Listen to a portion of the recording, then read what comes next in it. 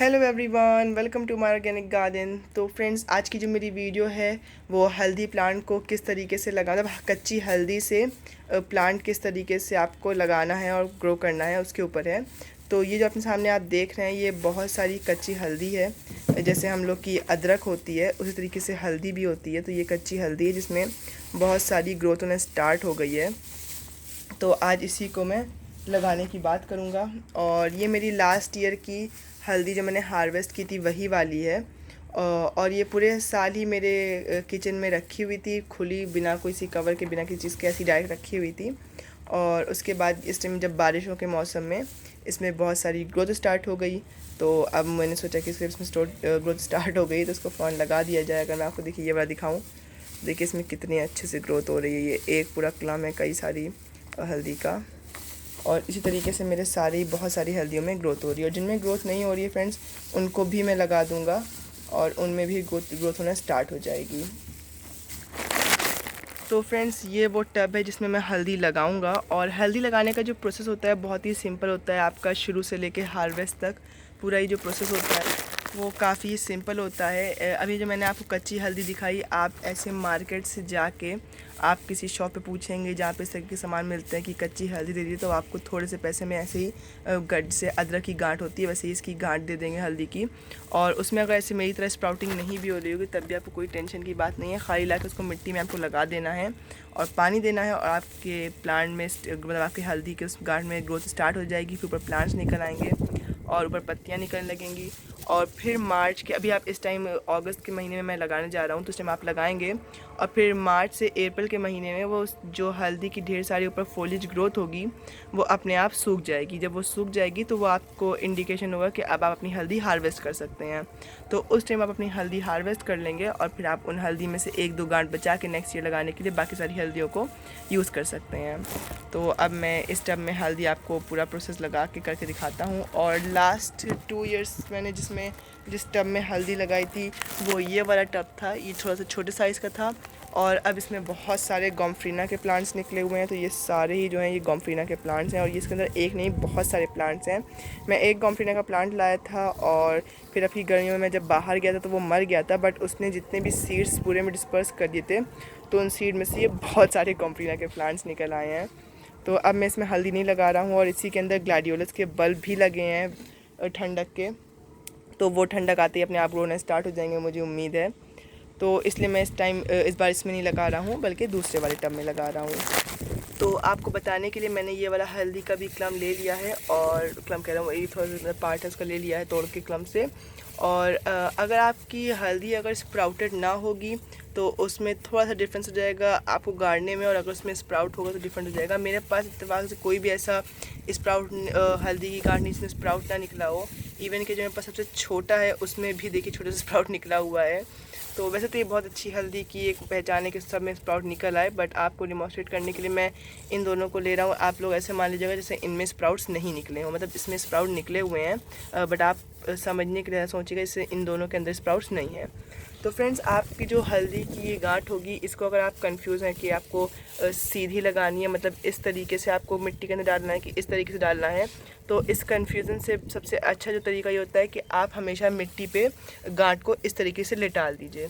मतलब आपको ये स्ट्रेट गाड़ने की, ऐसे देखिए ये ऐसे स्ट्रेट गाड़ने की या फिर इस तरफ गाड़ना है ऐसे सोचने की ज़रूरत नहीं है। आपको सिर्फ इसको सिंपली इस तरीके से लेटाल देना है मिट्टी के ऊपर। तो सबसे पहले यहाँ पे एक गड्ढा बना लेते हैं, ये देखिए। और फ्रेंड्स, एक चीज़ ध्यान रखिएगा कि जो मिट्टी हो वो अच्छे से, मतलब भुरभुरी मिट्टी हो, बहुत ज़्यादा हार्ड मिट्टी ना हो।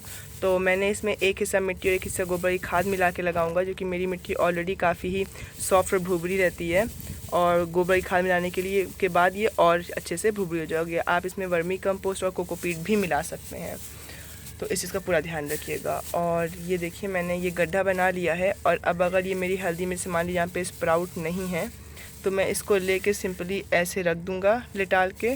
और आप देख सकते हैं इसे मेरी उंगली जो इतनी आधा इंच या 1 इंच तक आप इसको गाड़ सकते हैं। और ये देखिए ऊपर से मैं ऐसे मिट्टी डाल दूँगा और मिट्टी डालने के बाद मैं पानी दे दूँगा। तो इस तरीके से आपको जिन हल्दी में स्प्राउट नहीं है उनमें उनको लगाना है। और जिनमें आपके स्प्राउट है, जैसे कि ये बड़ा वाला है, तो इसके लिए मैं क्या करूँगा कि ऐसे ही गड्ढा बनाऊँगा। और गड्ढा बनाने के बाद इस चीज़ का पूरा ध्यान रखूँगा कि जो स्प्राउट है वो मिट्टी के अंदर ना हो बहुत ज़्यादा। मतलब देखिए यहाँ पे मैंने ये रखा है, तो जब मैं इसको कवर करूँगा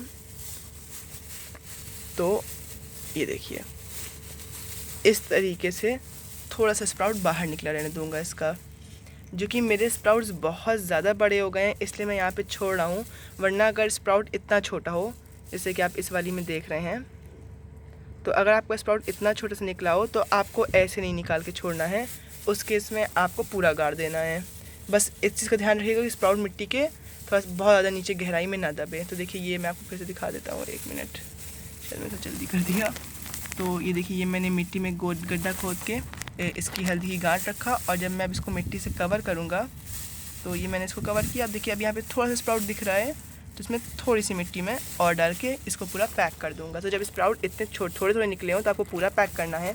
बट अगर स्प्राउट आपका बहुत ज़्यादा बड़ा निकला हुआ है, जैसे कि मेरी इस वाली में देखिए बहुत बड़ा स्प्राउट निकल आया है, तो मतलब स्प्राउट हो गया बड़ा निकला, तो शुरुआत में छोटे ही निकले थे, तो मैंने लगाए इसलिए काफ़ी बड़े हो गए सब में। तो इसमें मैं फिर पूरे स्प्राउट को अंदर तक नहीं गाड़ूंगा, थोड़ा सा इससे स्प्राउट का बाहर की तरफ रखूँगा, थोड़ा सा ऐसा मैं मिट्टी के बाहर की तरफ रखूँगा। तो फ्रेंड्स यही तरीका था हल्दी के प्लांट को लगाने का। और अब जैसे जैसे मेरे हल्दी के प्लांट्स में ग्रोथ स्टार्ट हो जाएगी, मैं आपको इसका अपडेट देता रहूँगा। और फ्रेंड्स इसमें पानी का वाटरिंग का अच्छे से ध्यान रखिएगा कि बहुत ज़्यादा ओवर वाटरिंग ना हो। इस हल्दी की मिट्टी हर टाइम मॉइस्ट रहना ज़रूरी है, वरना प्लांट्स में आपकी जो ग्रोथ होगी वो आपकी ख़राब होने लगेगी। लेकिन ओवर वाटरिंग नहीं करना है, जिससे मतलब उसकी हल्दी गल भी सकती है। तो इस चीज़ का ध्यान रखिएगा कि ओवर वाटरिंग ना हो, बट आपको मिट्टी को हर टाइम मॉइस्ट रखना बहुत ही ज़रूरी है।